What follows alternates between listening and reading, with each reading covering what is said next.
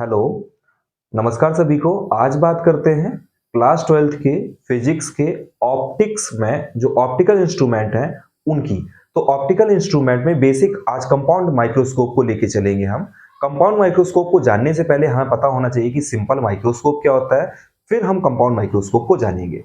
तो simple microscope क्या होता है कि एक जैसे आपका ये कॉन्वेक्स लेंस है, सिंगल कॉन्वेक्स लेंस को ही हम लोग सिंपल माइक्रोस्कोप कहते हैं। इसके द्वारा किया गया मैग्निफिकेशन ही आपका क्या कहलाता है, सिंपल माइक्रोस्कोप के द्वारा किया गया मैग्निफिकेशन होता है। तो जो कॉन्वेक्स लेंस है इसमें बीच में मोटा होगा ये और अगल बगल ये पतला होगा। आप महसूस कर सकते हैं इसको ऐसे पकड़ के देखेंगे जब, तो जो बीच में मोटा होगा और अगल बगल पतला होगा उसको हम लोग कॉन्वेक्स लेंस बोलेंगे। और सिंगल कॉन्वेक्स लेंस से ही आपका सिंपल माइक्रोस्कोप बनता है। अब सिंपल माइक्रोस्कोप का जो मैग्निफिकेशन होता है उसको कैलकुलेट किया जाता है, m इक्वल्स टू कैलकुलेट होकर निकल के आता है m equals to 1 plus D upon F.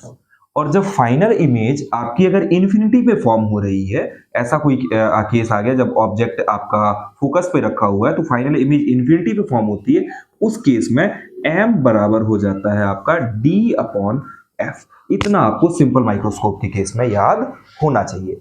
अब बात करते हैं हम लोग कंपाउंड माइक्रोस्कोप। सिंपल माइक्रोस्कोप में आपको अगर इतना याद है पर्याप्त है।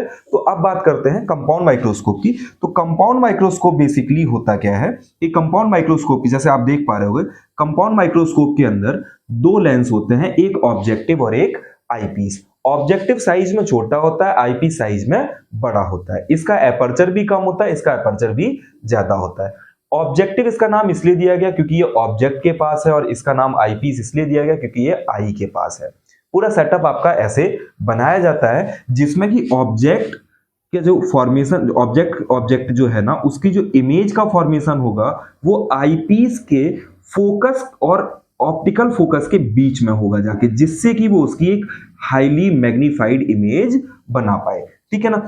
अब इसके लिए होता क्या है कि जब हम मैग्निफिकेशन कैलकुलेट करते हैं तो मैग्निफिकेशन ऑफ ऑब्जेक्टिव जो होता है वो निकल के आता है m equals to H dash upon H और image height upon object height, जो फर्दर बराबर होता है आपका l अपॉन एफ ओ के, जिसको अगर कैलकुलेट आपको करना है तो कैलकुलेट होता है tan beta is equals to h upon F O से। तो उसी को हम लोग L अपॉन एफ ओ लिखते हैं।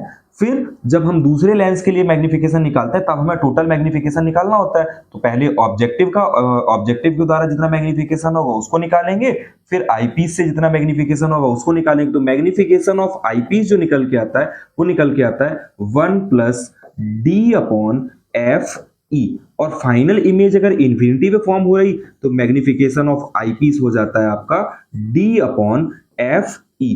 अब जब हमें टोटल मैग्निफिकेशन पता करना होता है तो वो होता है m equals to M O, m is equals to M O multiplied with M E, और जिसको हम फर्दर लिख सकते हैं एम ओ की वैल्यू हमें दिखाई दे रही है l अपॉन एफ ओ, और एम ई की वैल्यू दिखाई दे रही है d अपॉन एफ ई।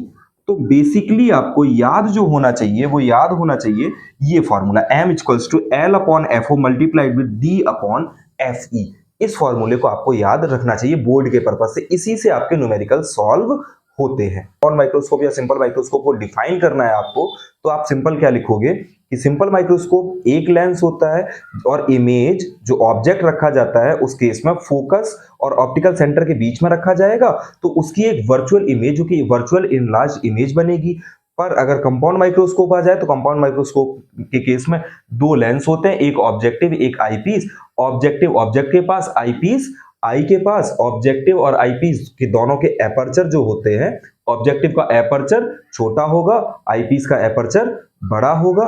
ये आपको डिफाइन करना होता है। फर्दर जब इनके और उनके मैग्निफिकेशंस दिखाने होते हैं तो magnification of objective L upon F O, magnification of eyepiece 1 plus D upon F E. जब फाइनल इमेज इन्फिनिटी में फॉर्म होगी तो यही हो जाएगा आपका M E equals to D upon F E. Final magnification M O into M E which is equals to M equals to L upon F O into D upon F E. इतना आपको compound microscope में लिख के आना चाहिए। Thank you.